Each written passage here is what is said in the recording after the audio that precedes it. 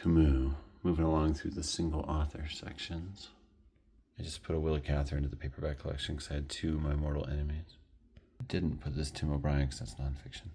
But I added Dostoevsky, Joyce, and A.G., one volume apiece, all doubles that I had. They should be represented in a canon. Which that's what this paperback case is. It's a sort of accidental canon. I think if I ever write anything from all my comments on these books, I'll arrange them in the order in which the books came out, because that might result in a sort of complete collage portrait of sorts. Camus. A whole bunch of Camus. It's amazing that all you have to do to be cool is just read all these books. Have you ever met anyone who's not cool that's well read in Camus? That would be a rarity, I think. Camus is pretty awesome, and he encourages thoughtfulness. The rebel, stranger, the possessed, a play, the fall. What a cool cover. Good memory reading that copy. And the myth of Sisyphus. Saw some guy reading this book on a subway in Boston, and we got in the most interesting conversation 20-some years ago. Crazy. I remember that conversation gave me the idea, what if Sisyphus and Atlas traded places? Because that is kind of how it feels, like we're just rolling the earth up a hill forever. World, so to speak. Maybe they are the same figure. Happy Death, Camus' first novel. May be read as a preamble to The Stranger. Time. Oh, nice. A collection of critical essays about Camus. Sisyphus.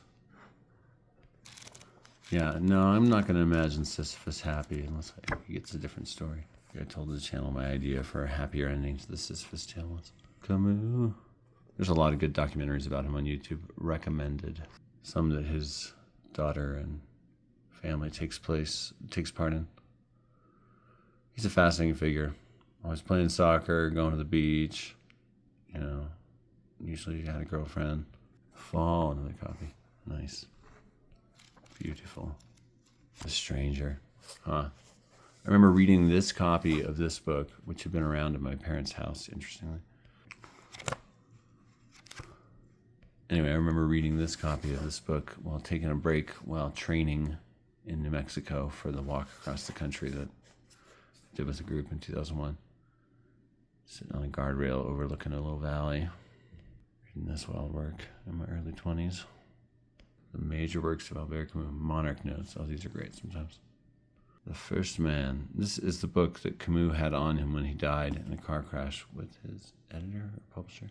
Apparently it's very autobiographical. Nice. And The Plague, which I read during early COVID.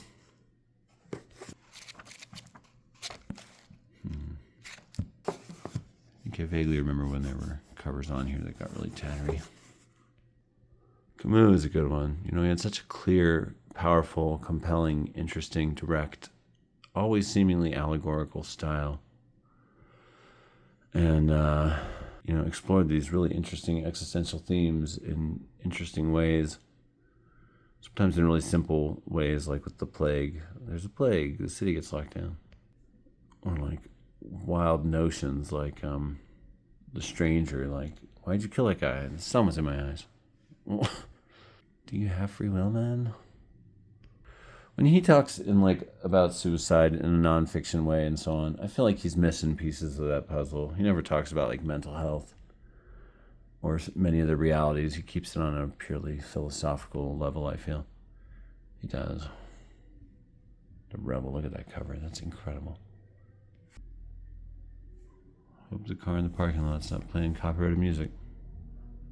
Wow, this book is beautiful. People used to be really territorial about their books. I mean, I guess it's good they cared about them. Dang, that music outside is really loud. 56, cool. Also 56, Camus was having a year. What's with the loud music, neighbors? Come on. Beautiful. 46, dang. Feeling very annoyed right now. 60. 61. I love that paperback aesthetic. I don't know. Maybe it's just the channel. But lately I've been like, paperbacks are like an apotheosis of reading being easy and accessible and personable. You know? It's like this great little standard size Still very readable, convenient, easy to hold. Okay to maybe beat up a little bit depending on the book. And it's sad that's going away now. What's replacing it? The larger sized book, the airport book. I guess in a way that's even easier. They're kind of softer and floppy. Well, I don't like when things change. In old days, things were good. They should still do that. Do it that way, the way it was. Back when everyone spoke with respect and had manners. I'm all sad and thoughtful. Was there such a time? My job is often just getting disrespected by high schoolers and ignored. Maybe I do have an opinion there. But every once in a while, I'm in the mood to read Camus. He didn't consider himself an existentialist. He considered himself an absurdist. 1913 to 1960, that was his lifespan. Albert Camus. French Algiers. I feel like I became an accidental fan of his somehow. I just kept acquiring books of his. Nobody was ever like, read Camus. I just kept